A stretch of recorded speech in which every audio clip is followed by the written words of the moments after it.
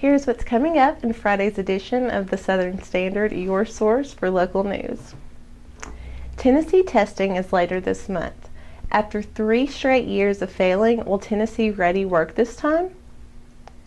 Here's a message from our sponsor, Sullivan's Hometown Pharmacy.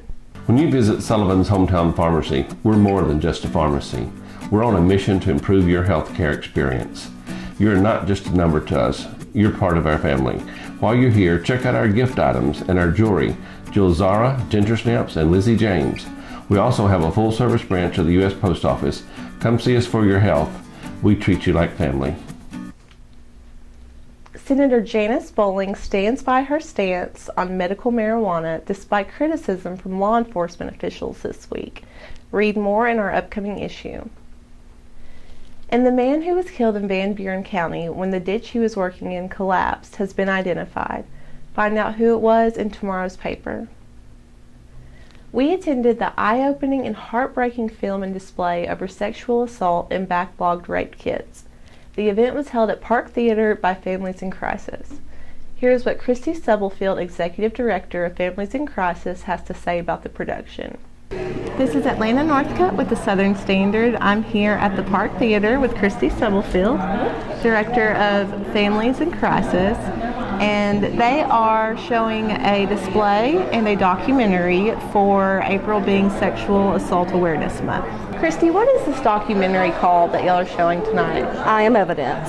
And what is it about? It is about the backlog of rape kits across the United States and how those rape kits not being tested and not being prosecuted have affected the survivors. And is the display? I see it says why I didn't report, but what are some examples of that? What is it about? The Why I Did Not Report was a hashtag for Twitter, and it started out as a campaign with survivors tweeting why they did not report or why they waited to report.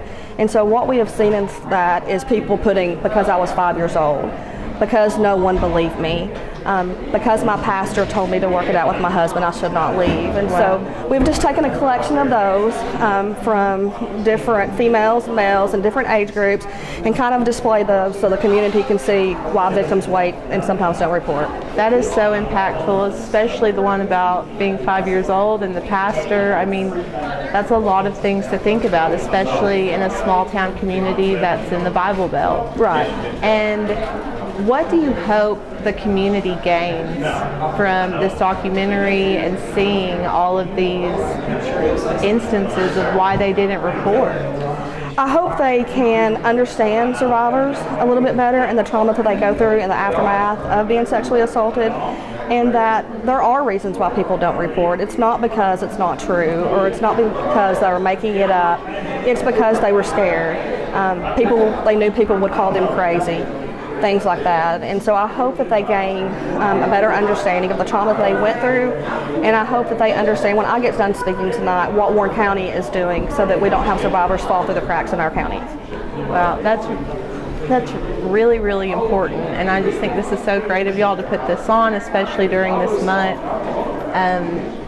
Is there anything that you'd want the public to know about how important it is to believe survivors and to listen when someone tells them that something has happened to them? Well, it can be the difference in whether or not that rapist rapes again. Because if the first person that a survivor goes to and tells their story doesn't believe them, they're probably not going to tell it again. And so my advice always to somebody that may encounter somebody like that is, if you don't believe them, if their story sounds a little bit twisted, that's okay. It's going to. Send them to somebody like us who does believe them and can walk them through the steps of putting that story together and hopefully reporting it. Well, I just want to thank you so much. This is such a subject that's deep to my heart, and I also want to thank the Park Theater too for having this documentary. But y'all are doing great work, and I can't wait to see what the documentary provides. Thank you.